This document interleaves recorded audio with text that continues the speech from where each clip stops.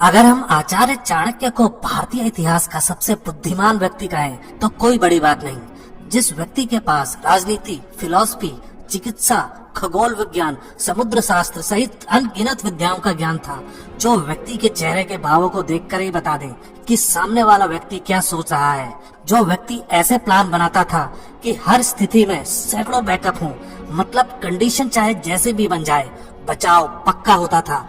चाणक्य नीति इतनी जबरदस्त है कि आज भी दुनिया और भारत के नेता विदेशी संबंधों को अच्छा बनाने के लिए इसका इस्तेमाल करते हैं। जी हाँ, हम बात कर रहे हैं आचार्य चाणक्य की, जो बहुत आगे तक सोच सकते थे।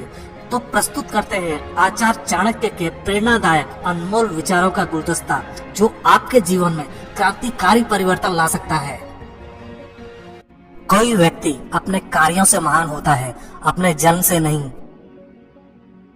परिश्रम वह चाबी है जो किस्मत का दरवाजा खोल देती है।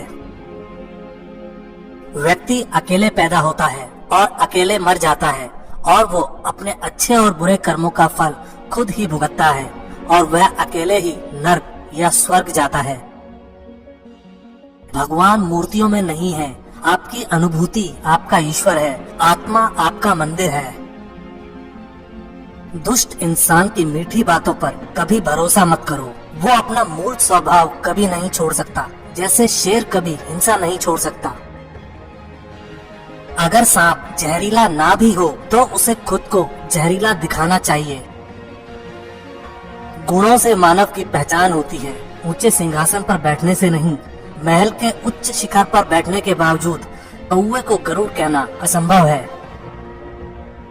इस बात को व्यक्त मत होने दीजिए कि आपने क्या करने के लिए सोचा है। बुद्धिमानी से इसे रहस्य बनाए रखिए और इस काम को करने के लिए दृढ़ रहिए। शिक्षा सबसे अच्छी मित्र है। एक शिक्षित व्यक्ति हर जगह सम्मान पाता है। शिक्षा सौंदर्य और यौवन को परास्त कर देती है।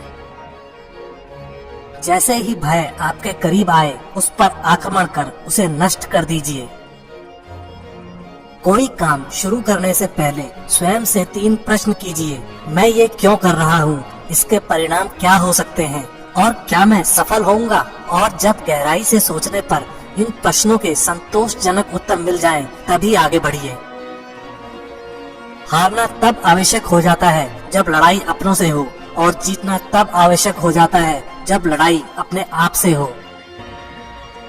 किसी मूर्ख व्यक्ति के लिए किताबें उतनी ही उपयोगी हैं जितना कि एक अंधे व्यक्ति के लिए आईना।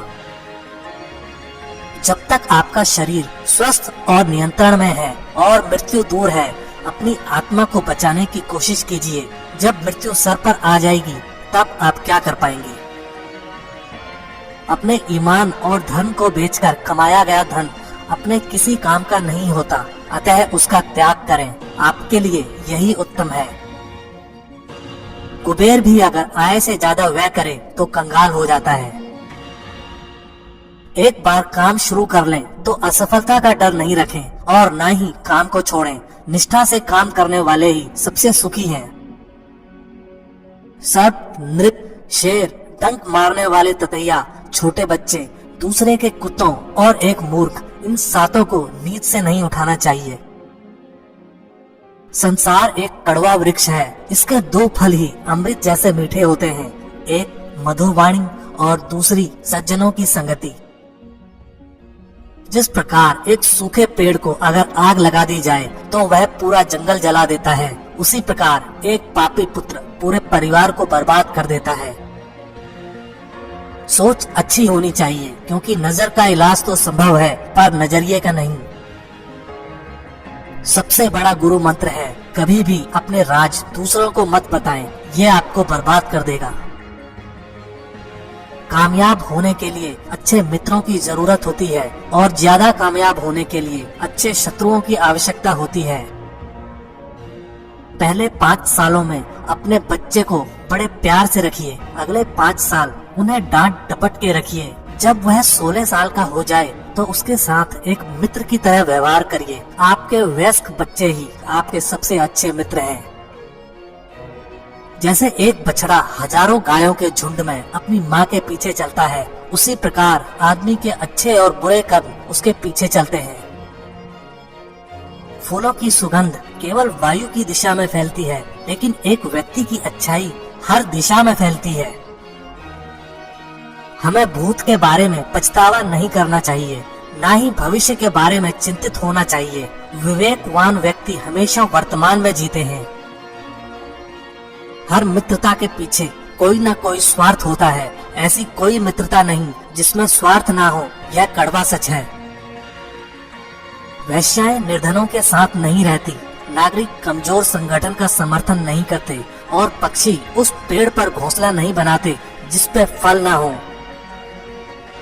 सांप के फन, मक्खी के मुख और बिच्छू के डंक में जहर होता है, पर दुष्ट व्यक्ति तो इससे भरा होता है।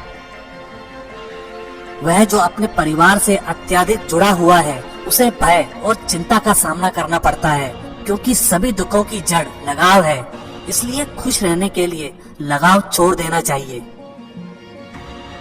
वह जो हमारे चिंतन में रहता है वह करीब है, भले ही वास्तविकता में वह बहुत दूर ही क्यों ना हो, लेकिन जो हमारे हृदय में नहीं है वो करीब होते हुए भी बहुत दूर होता है। अपमानित होकर जीने से अच्छा मरना है। मृत्यु तो बस एक क्षण का दुख देती है, लेकिन अपमान हर दिन जीवन में दुख लाता है। कभी भी उससे मित्रता मत कीजिए जो आपसे कम या ज्यादा प्रतिष्ठा के हों। ऐसी मित्रता कभी आपको खुशी नहीं देगी। जब आप किसी काम की शुरुआत करें तो असफलता से मत डरें और उस काम को ना छोड़ें। जो लोग ईमानदारी से काम करते हैं वो सबसे प्रसन्न होते हैं। सेवक को तब परखें जब वह काम न कर रहा हो, रिश्तेदार को किसी कठिनाई में, मित्र को संकट में और पत्नी को घोर विपत्ति में। संतुलित दिमाग जैसी कोई सादगी नहीं है, संतोष जैसा कोई सुख नहीं है, लोभ जैसी कोई बीमारी नहीं है और दया जैसा कोई पुण्य नहीं है। ये आठों कभी दूसरों का दर्द नहीं समझते। 1 राजा, 2 वैश्या, 3 यमराज, 4 अग्नि, 5 छोटा बच्चा, 6 चोर, 7 भिखारी और 8 कर वसूल करने वाला। यदि किसी का स्वभाव अच्छा है तो उसे किसी और गुण की क्या जरूरत है।